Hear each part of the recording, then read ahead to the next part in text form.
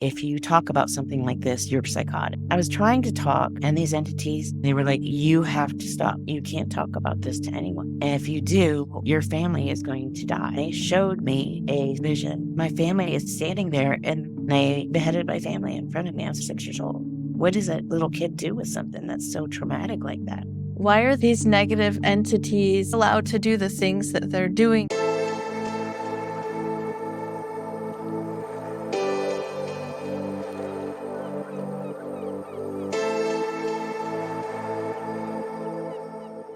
Hello, everyone. Welcome back. I am here today with Karin Wilkinson.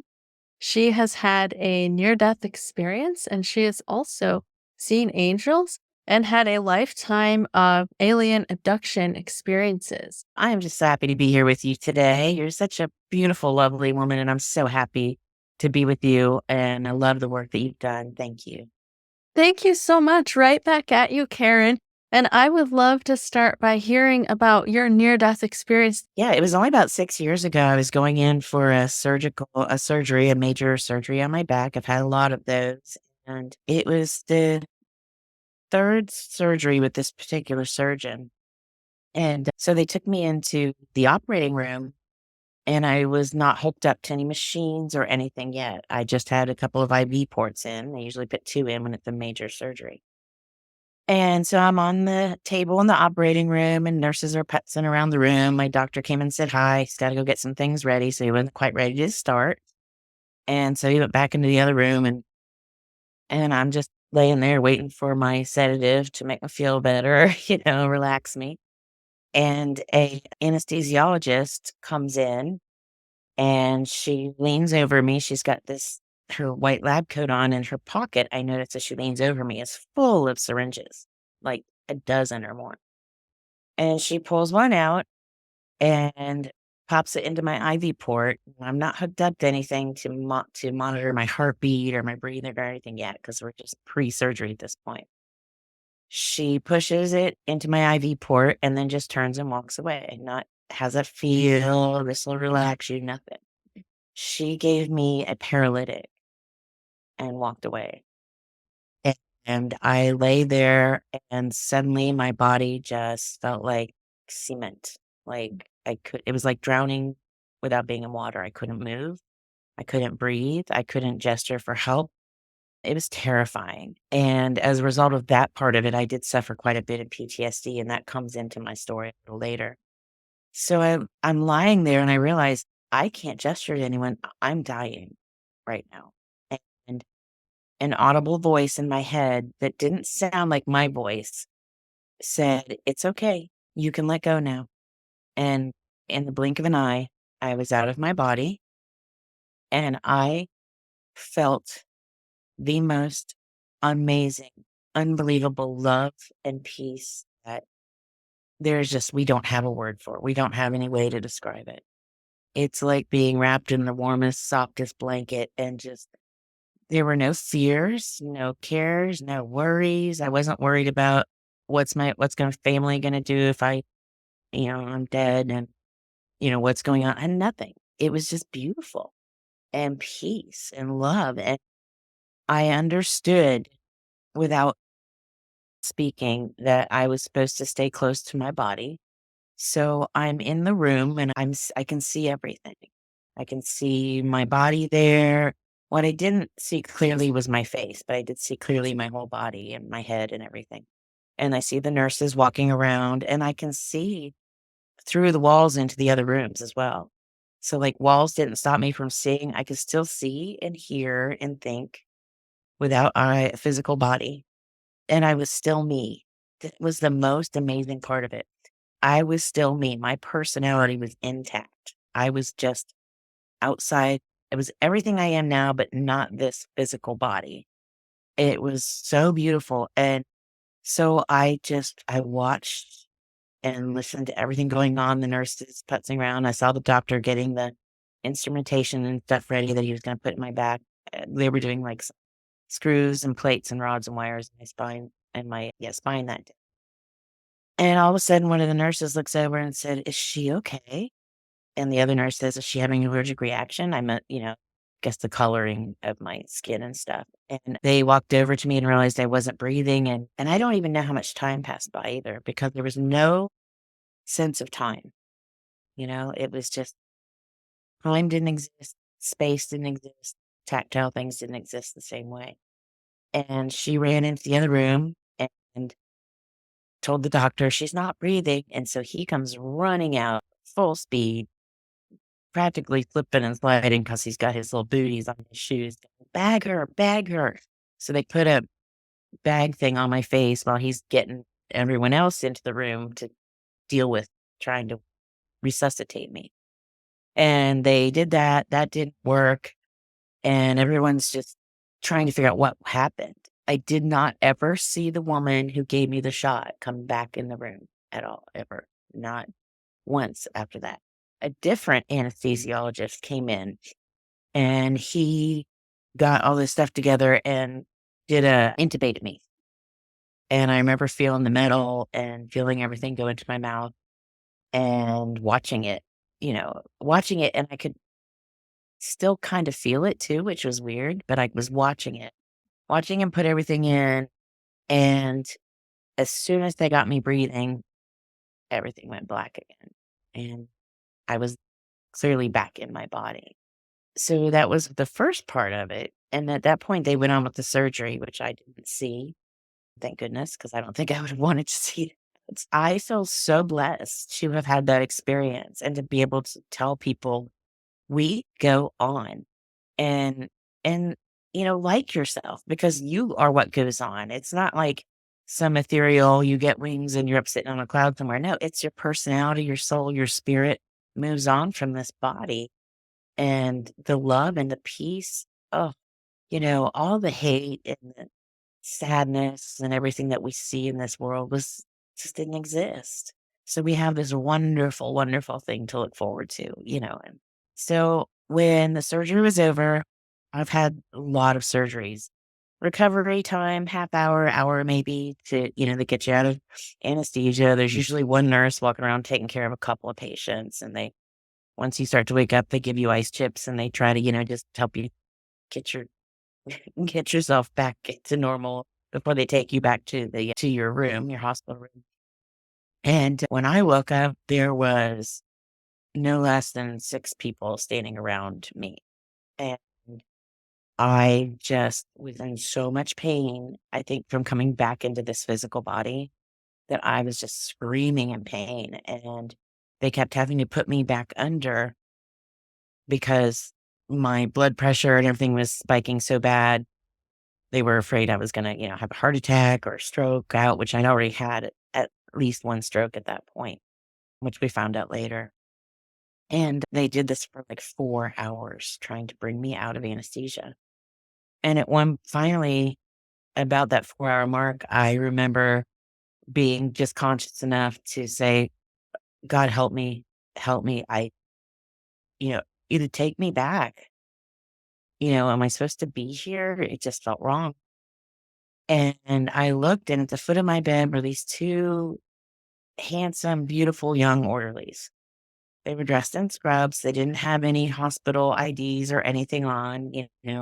They were just young men about the ages of my sons. I have older kids. And I remember looking and they just emanated this love towards me and calm. And I was talking to them and they just calmed me down. And all of a sudden the pain didn't matter and the fear was gone. And I just felt peace and calm again. And I'm like, "Oh, you're so sweet. You look like you could be my sons. I just thank you so much."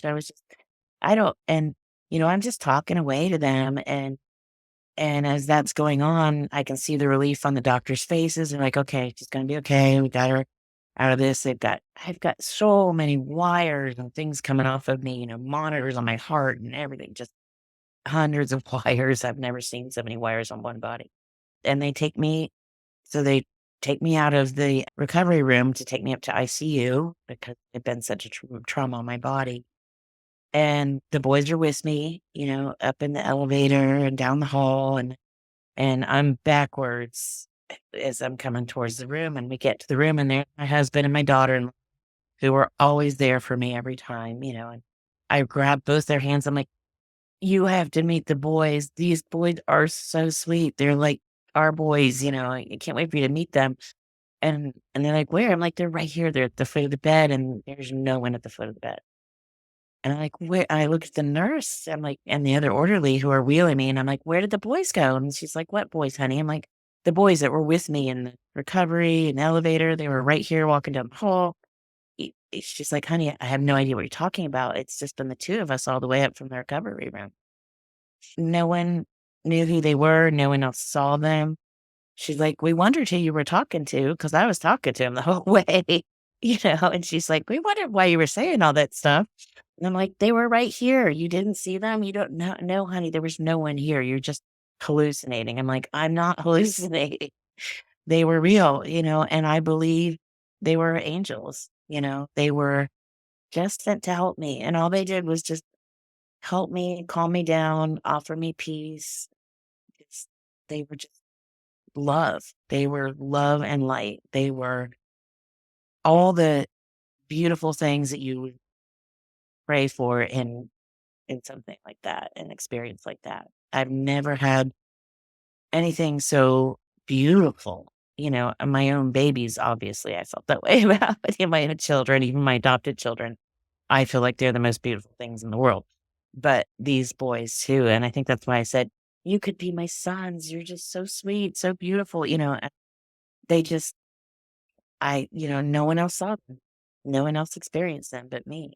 And it was beautiful. It was amazing. And I needed them. I don't think I would have gotten out of that recovery room. I don't think I would have lived if they hadn't been there, but they were amazing.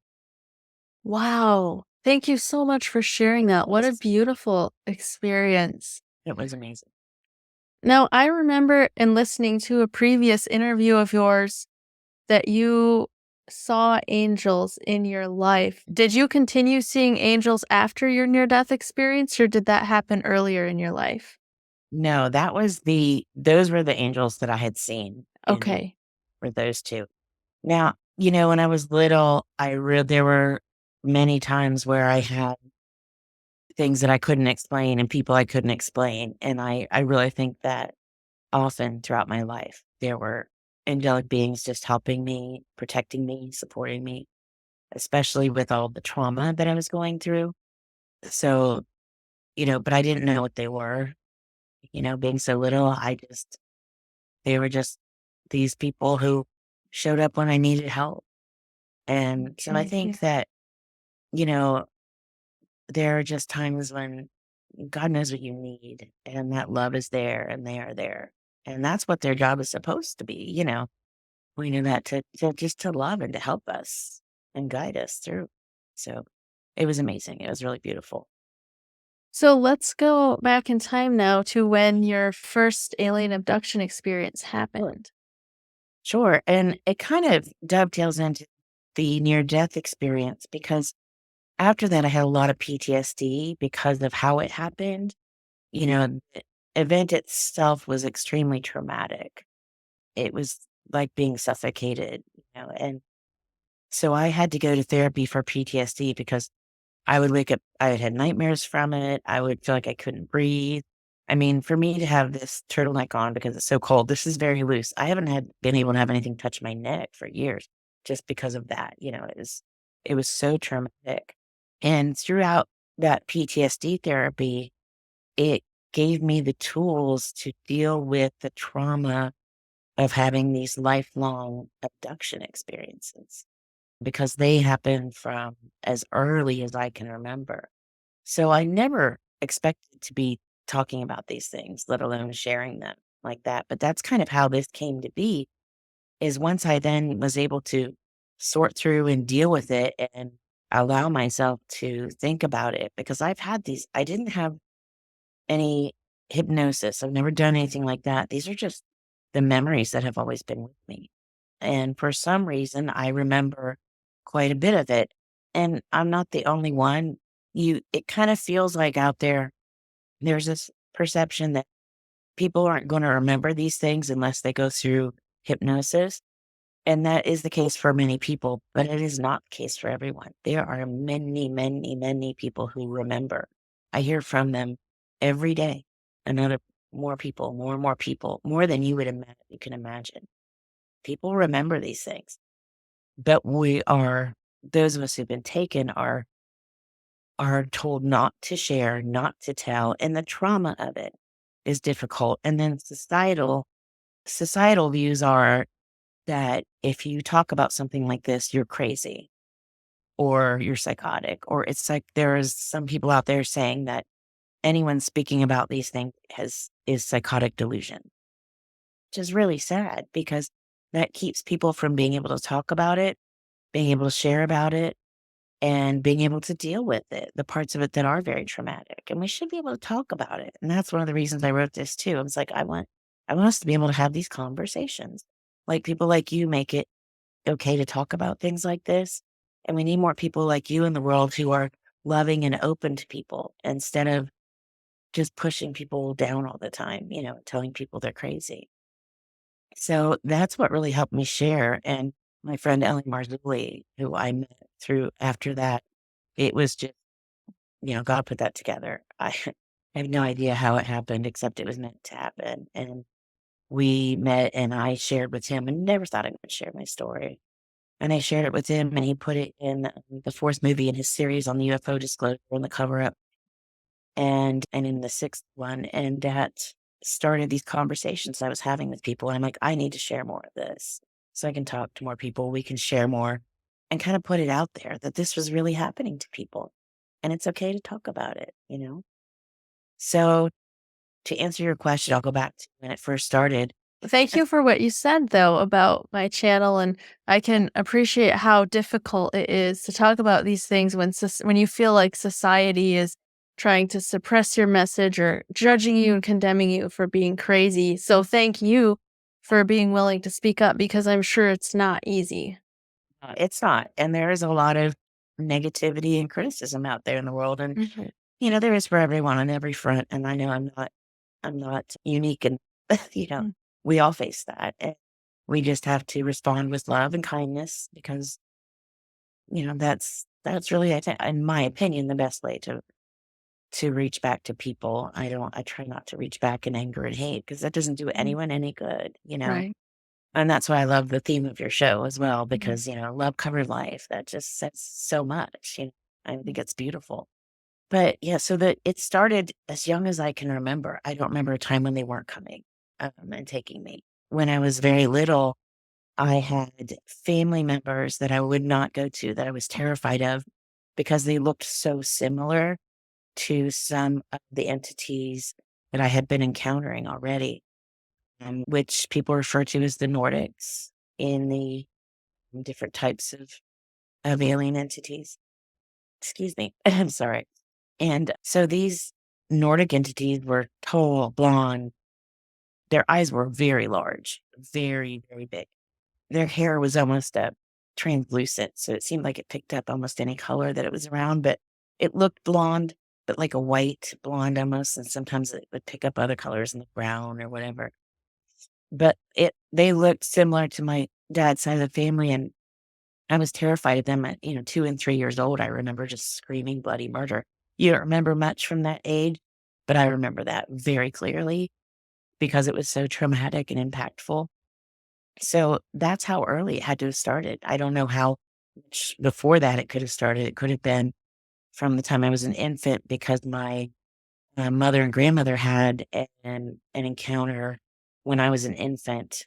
I was with them and my sister in a car, and they were on and I write about this incident in the book. They were on a road on a very country road on the way back to their family farm. So there weren't a lot of lights. There's nothing really on these old roads. And this ship came down right over them. There were power lines, and it came and hovered right above the power lines. And she said it almost looked like it was trying to take power from the power lines, but it was almost like a football shape. It had windows and orange lights and things coming from it. And they stopped the car and got out to look at it. It was just above the car. like not even 20 feet above the car, that close. As high as the power lines were, it was just over the power lines.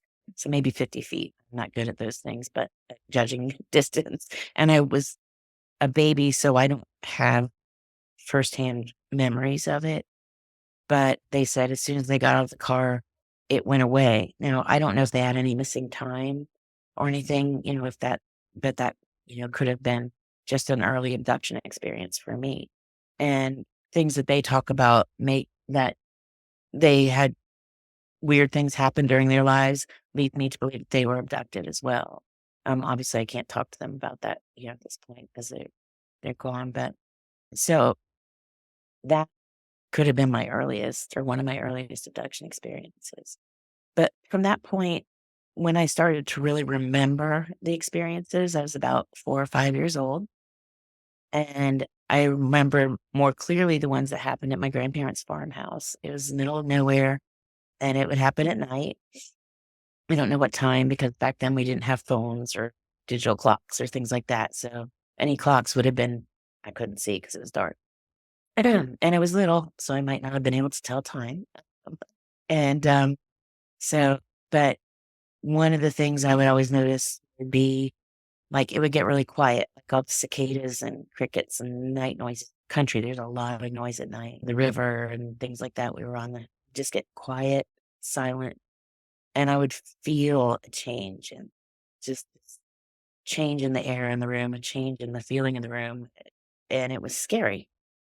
It was very scary as a little kid. Sometimes there would be light coming in the window in that room, or I could see light coming from the bedroom that was out in front of that one down the hall.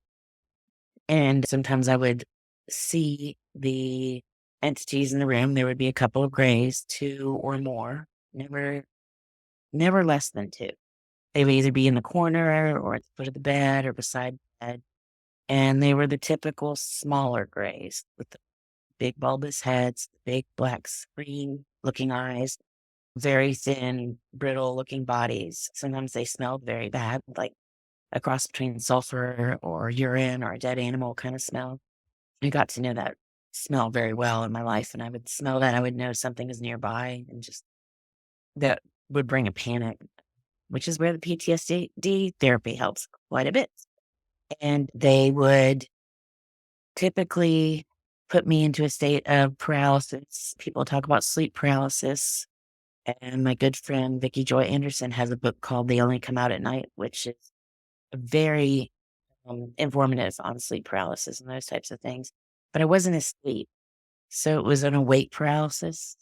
But if there was anyone else in the room, like if my sister was sharing the bed with me or if there's anyone else, they would be put into a really deep sleep. I could never wake anyone up. But to be in a state of paralysis where you can't yell out, you can't move or scream. And at that point, I would be levitated off the bed and up the ceiling or through a window.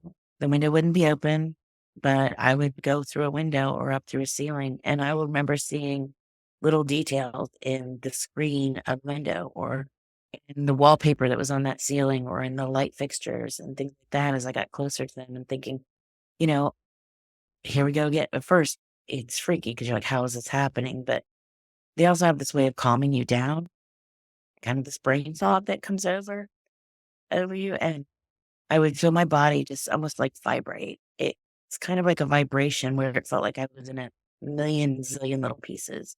And I would go up through a ceiling or through a closed window.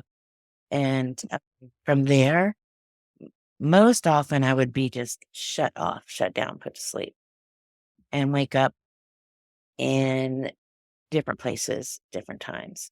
Sometimes I would wake up, we would be getting into an elevator. These elevators went down and down and down.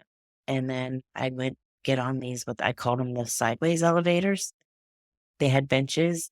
So I now realize that was more likely like a train or a high speed train.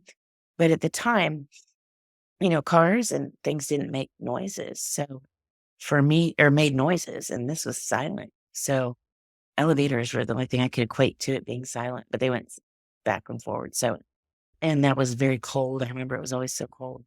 And that would take me to wherever the destination was at the time. Sometimes I would wake up on a examining table and the things they were using would be machines wasn't familiar with, still couldn't tell you what they were and what they were doing at the time, but examining different parts of my body, taking samples, using machines that look like X-ray machines. Like I would tell kids at school, I had a big X-ray of my head or my body or whatever, or I got a big shot in my neck. And they're like, kids, I tried to talk about it. Kids are like, oh no, you're lying, you're lying. But so that was the typical. And then when it was over, and if I would get upset, they had this way of just like passing their hand over my eyes or my forehead, and I would just not be upset or not be in pain or just be knocked out. And I would wake up back in my bed. And sometimes I would have my pajamas would be off and in another room of the house or inside out or at the foot of the bed or, just weird things that I couldn't explain, that my parents couldn't explain, my grandparents couldn't explain. Often I would wet the bed because I was so scared, when they came to get me, and then to come back to that was awful. But that's a typical scenario of what would happen most times when I was little. Wow. Thank you for sharing that. I cannot imagine having to go through that time and time again as a child, not having anyone believe you, not being able to wake anyone up. Like, Right. I just cannot imagine the trauma that that would cause. It was very traumatic. And I was trying to talk, I was trying to tell people what was happening.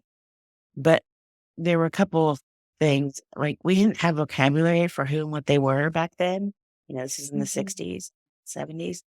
They weren't shows about UFOs and there wasn't anything for me to reference. So I didn't know to say aliens or grays or anything like that, So they were the little ones that came to get me, or the ships, or the flying, or the doctors, or, I was using terms that my very young mind knew, and that didn't make sense to anyone. And I was about 5 or 6 years old, and I think I was in kindergarten, and they had to call my mom to school to get me one day because I had finally I had it. I had a breakdown because I was trying to talk, and these entities, the one time they took me, they were like, "You have to stop. You can't talk about this to anyone. And if you do, your family is going to die." And they showed me a screen memory, like a vision.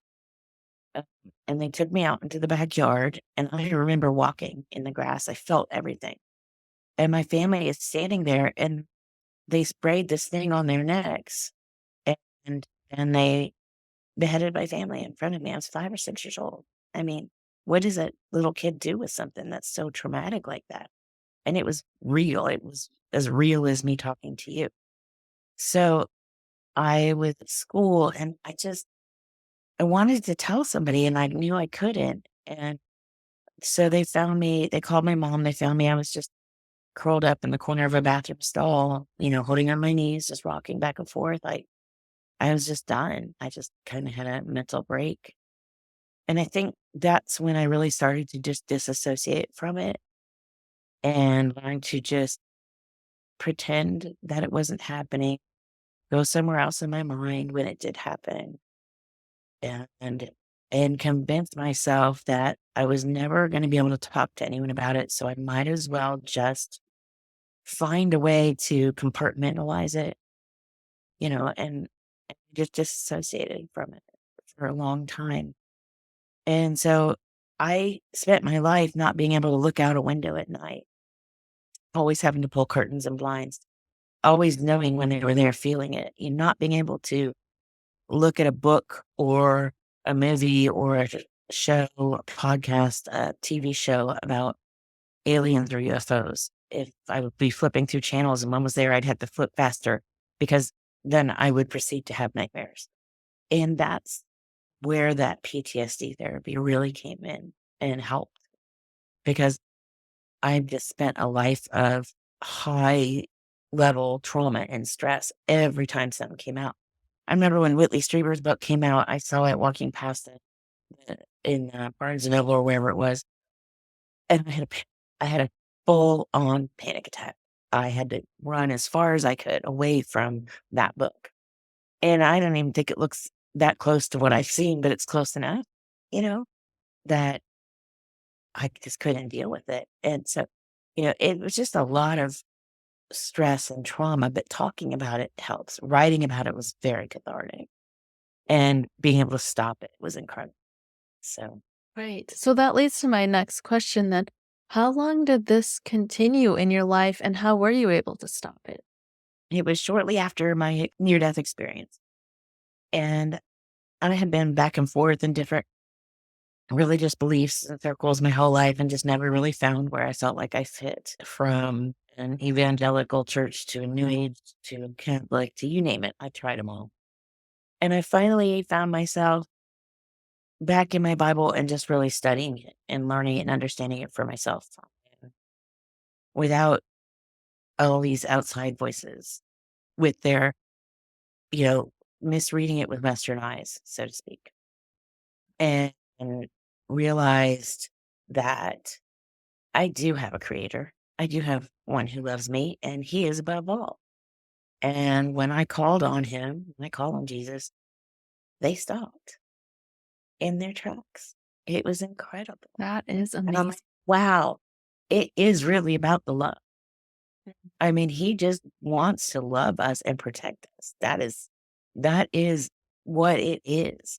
And it was amazing. And it stopped. And I write about that in the book, because I want to share that, because it's what's in your heart and what you know. And that, once I realized that and I knew that in my heart, and I just knew that love was there for me and the protection was there for me, they knew it too, because they have a creator too, and there is a hierarchy, and we weren't created to be harassed and kidnapped and abused like that. That's not why we're here. Whatever our purpose or plan is, I'm not here to say that's different for everyone, but to be abused like that, that's not God's plan for us. I'm sure of that. And he's made that very clear for me, because after I felt that love in that near death experience, I realized that there is so much more that I'm missing. I'm missing something. And I really felt like I found it. And it just saved me from all these forms of trauma in my life. It was beautiful, amazing, and incredible. So that's how it started. I still have so many more questions. Would We you can be always meet again. okay? That's what I was going to ask. So I'll try to Ah, choose the important ones for okay. today. Okay. I have a question because you've had both a near death experience and you've had abduction experiences. Mhm. And the near death experiences show us this truth that you're talking about, that love is the answer Mhm. and love is what matters. And it's showing us such a beautiful truth about the universe, that we are loved and we are cared for and we are protected. What is your opinion on why these negative entities, aliens, or whoever they are, why are they allowed to do the things that they're doing, and how does that fit in with the larger picture? Yeah. I believe that, I do believe in the Bible, and I do believe in God and our creator. And I believe that we, as happened with Adam and Eve in the garden, that when that sin happened, we have choice, we have free will. And you can choose the path you want to go on. Do you want to be a good person or bad? Do you want to love? Do you want to hate? We have those choices. And that's why things happen, good and bad. And we have a choice. We can be a part of the good or the bad part of that. I believe that these beings are fallen away from their creator, that they've decided that they want to be that. And, when you have one who's created you, you can't also be that creator. They are our God is our creator. So what I experienced, they were definitely fallen away from God. And I believe that what the negative ones, the ones that are doing the bad things to people, because there is a difference, that they are trying to lead people away and astray from the truth of love, from the truth that how important it is, from the truth of God's love for us, and trying to lead people away from that and astray from that. I think that's probably their ultimate goal. I think I answered your question. I'm sorry. Yeah, thank you. Yeah, It's a really difficult question. It's a mhm. really tough question to find an answer for, especially when these things are happening to children who may not know. Like, if you're not raised with the knowledge or belief in Jesus, then how would you know to call out for help?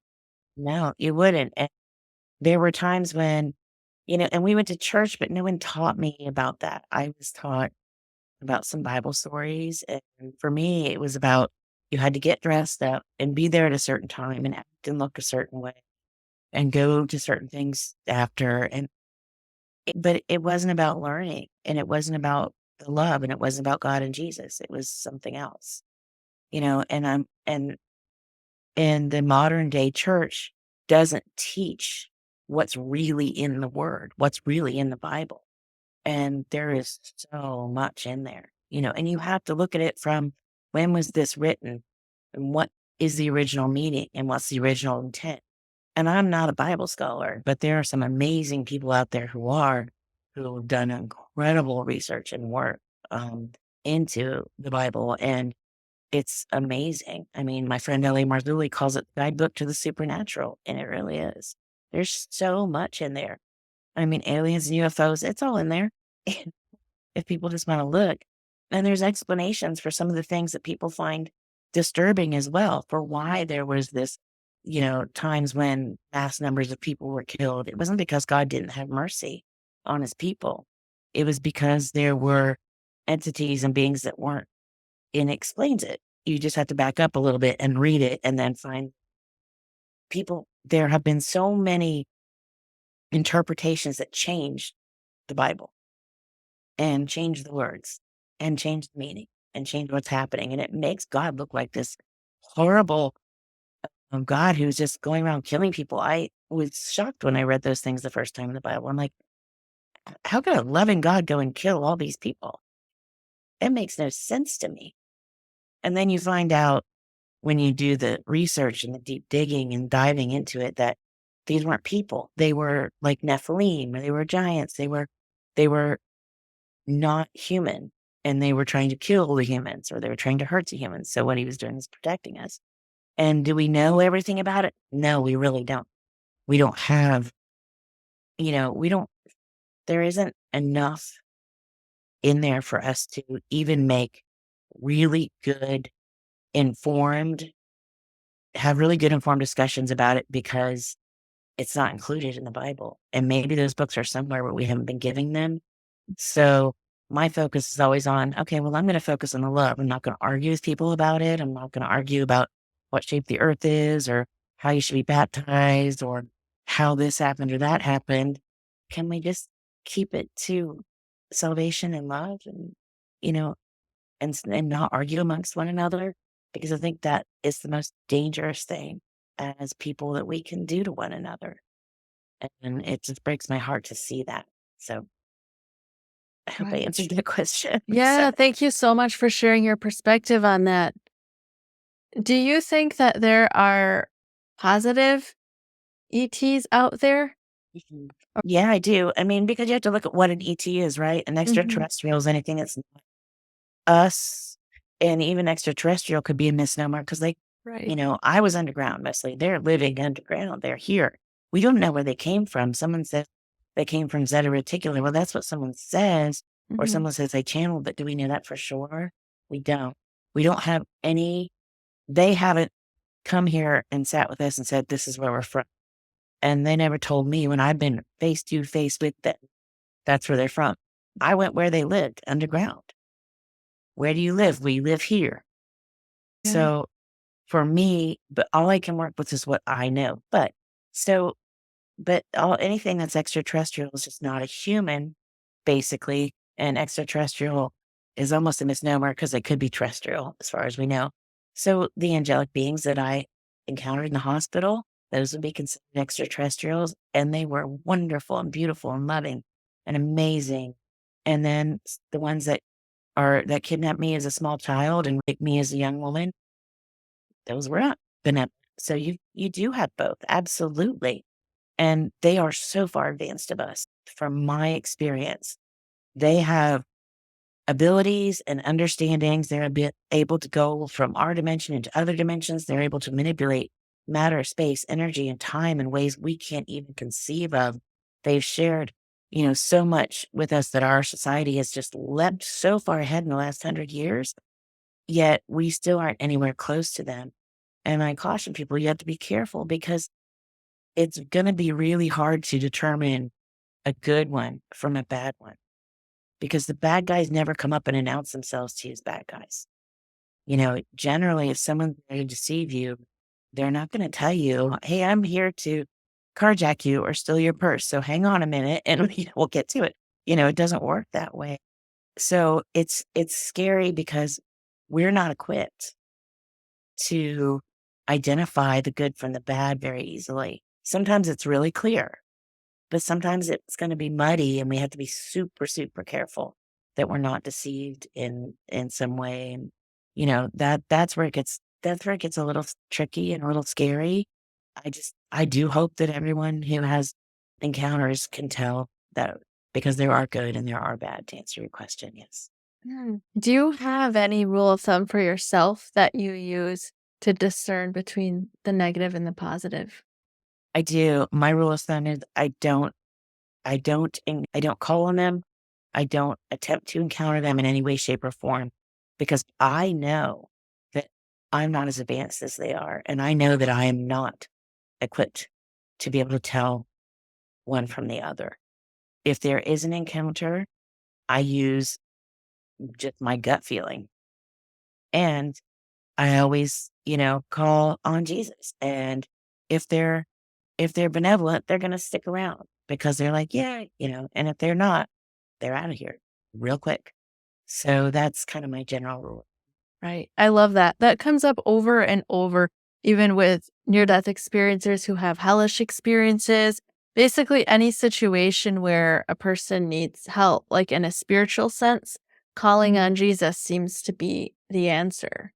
It does, doesn't it? And you don't Mhm. have to be like going to some crazy Bible banging, throwing fire and brimstone in people's faces kind of church to have Jesus love you. That's not how it works, and it's unfortunate that I think society pushes this preconceived notion of how it's supposed to be on us because Jesus comes to you with love and compassion and kindness. That's how he wants us to be, and that's how he comes to us, you know? And any work that we need to do, that's on us. That's not for Right. someone else to decide. So that's on us, and that's our relationship with our creator, not someone else's. So Right. anyway, so that's my soapbox. No, I Oops. love that. And this is also an issue that I have with the new age community as a whole is you're mentioning like the fundamentalist churches and how they're extreme on one end where they make Jesus out or God out to be this monster sometimes. And then on the other side, the new age community or the deconstructed community can tend to overreact to that, I think, to where they're just so anti Jesus and so like with the like, I agree with what you just said about we have to do our own work, and a lot of the new age focuses on, you don't need anybody to help you, you can have direct access to God yourself, and you are a divine being, but I think it's kind of foolish to take it to the extreme that you won't even ask for help from Well, somebody who plays that role and is so much more advanced and able to offer the help that you need. exactly. I mean, we have a creator. We aren't our Mhm. creator. We have a creator, and so why not ask him for help when he wants to give us that love and help? I mean, that's not putting anyone or anything in a really specific box. I mean, I think whenever I encounter these kind of anything that seems to want to argue or fight about it, that's when I back away. Because if we can't, we don't have to have the same belief system. We don't have to agree on everything. None of us are going to agree on everything all the time. That's fine. I don't want to push my belief systems or my thoughts on anyone, but I want to just share love and Mhm. compassion. And I think that if we can find a way to do that, we're gonna lose a lot of the hate and the pain and the angst in this world. Just be good to one another. love one Mhm. another. It's not hard. It's pretty simple. And yeah, it's okay to want the help. I love what you said. I 100% agree with you. Mm. There's got to be somewhere in the middle where we can all just be good with each other and love one another. Right. And That's that's good. well, thank you so much for being willing to share. I know it's gotta be really difficult to look back and talk about all the things that you've been through. And there's so much more that we could get into, so maybe we will do this again. But right Ab- now, I'd like to give you a chance to share where the viewers can find you and where they can find out more about your book. Absolutely. Well, thank you so much. Yeah, I'd love to come back because we have just scratched the surface. There's so Right. much more that happened. The book is called Stolen Seed, Evil Harvest. You can find it exclusively at lamarzulli.net. The only place it's for sale right now is lamarzulli.net. That's lamarzulli.net. Or when I'm at a event or a function, you can find that through my social media. I post where I'm going to be. And then you can find also links to everything on my website, which is my name, KarinWilkinsonAuthor.com. It's Karin with an I, KarinWilkinson author.com. I'm on Facebook and Instagram under my name as well. And I'll give you all of those links for your show notes. I think we already went through those, so you should have those. And if anyone wants to reach out to me, if you have questions or you want to share just an experience that you've had, or you just want someone to talk to because you've had an experience and you feel alone, you're not alone. There are so many of us, so many people that I talked to who said they could have written exactly what I wrote because the exact same thing happened to them, just with a different person. You can reach out to me through my website. There is a contact me page. Just send me a message. As long or as short as you want, that's fine. I will get back to you. Sometimes it takes me a while, depending on how many I have in my inbox. But as my schedule allows, I do get back to everybody at some point. So, and I love to hear from people. And I am happy to just, we can email or whatever or talk and just know you're not alone. And there are people in this world who want to hear and who believe you and you can share with, and I'll share whatever resources I have and let you know what I know. And just know you're not alone. That's the biggest things I want to share with everyone. Thank you so much, Karen. I'll have those links in the description so people can find them. Great. Great. Well, thank you, Melissa. It has been so wonderful talking with you. And I do hope we can get together again and share. There's so much more to the story that I can share if your listeners are interested. We'll get back together. Wonderful. Thank you for watching the Love Covered Life podcast. Don't forget to subscribe, share this video with your friends, and comment with your thoughts and opinions. And check the description box for the links to my TikTok and Instagram, where I share the more personal side of my life, my website, where I share my paintings and merch, and also the Be a Guest link for anybody who's interested in sharing their story. Be loved, be happy, be at peace, and thank you for watching.